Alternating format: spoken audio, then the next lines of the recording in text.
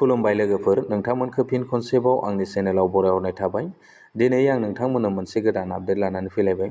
अन्नानै नोंथांमोना आंनि भिडिअखौ जोबजासिम नायलां आरो सोरबाफोर चेनेलाव गोदानै फैदोंब्ला अन्नानै चेनेलखौ साबस्क्राइब आरो लाइक शेयार खालामनानै होदो लोगोफोर।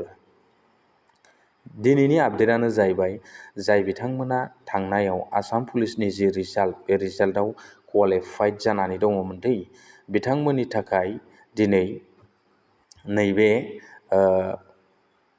नोंथांमोननि जि एपइन्टमेन्ट लेटार, बे एपइन्टमेन्ट लेटारखौ माने फैगौ नभेम्बर आरो डिसेम्बरनि फार्स्ट उइकनि गेजेरजों राननानै होनाय जासिगोन होननानै नै बिथाङा आसामनि chief minister doctor Hemant Biswa Sharma बिथाङा फोरमायथिनानै होदों दे लोगोफोर। नैबेखौ नोंथांमोना नायनानै लाब्लानो जाबाय आरो नैबेवहाय रोखायै बिथाङा लिरनानै होदों।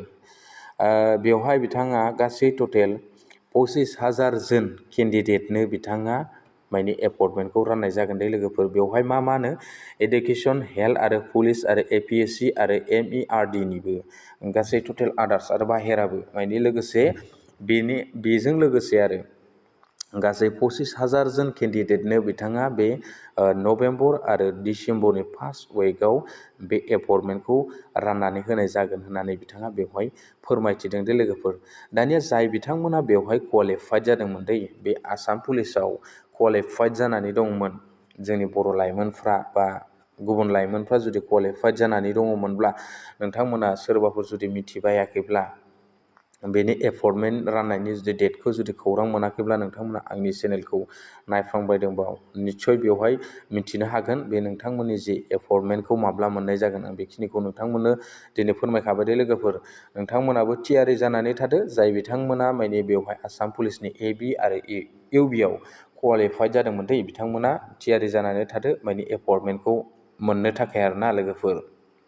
दा नैबे नभेम्बर मासावनो जोंहा बे आरो डिसेम्बरनि फार्स्ट उइकआवनो जोंहा बे एपइन्टमेन्टखौ मोननो थांगासिनो दं दै, आसाम पुलिसनिबो AB आरो UBनि लोगोसे हेल्थनिखौबो मोनगोन, लोगोसे एडुकेसननि, बेनिफ्राय आरो APSCनिबो आरो MERDफोरनि बेफोरबायदि गासिबो माने एपइन्टमेन्टखौ माने मोननो थांगासिनो दं आरो नभेम्बर आरो डिसेम्बरनि फार्स्ट उइकआव दे लोगोफोर। आं बेखिनिखौ नोंथांमोननो दिनै फोरमायहरबाय दे लोगोफोर। दा जुदि बेबायदिनो आरो आसामनि गोदान जब जुदि नटिस फैयोब्ला आं नोंथांमोननो फोरमायहरनो नाजागोन आरो लोगोसे बेबायदिनो गोबां आसामनि स्किम आरो आसामनि गोबां जुदि आसनिफोर फैयोब्ला आं नोंथांमोननो नैबेनि गेजेरजों आंनि नैबे चेनेलनि गेजेरजोंनो फोरमायहरनो नाजागोन। आं बेखिनिखौ नोंथांमोननो फोरमायबाय। दिनैनि भिडिअ एसेनोसै लोगोफोर, गोजोन्थों, थेंकिउ। आरो सोरबाफोर मोजां मोनदोंब्ला आंनि चेनेलखौ अननानै खनसेबाव लाइक आरो साबस्क्राइब खालामनानै होनो आं खावलायबावबाय।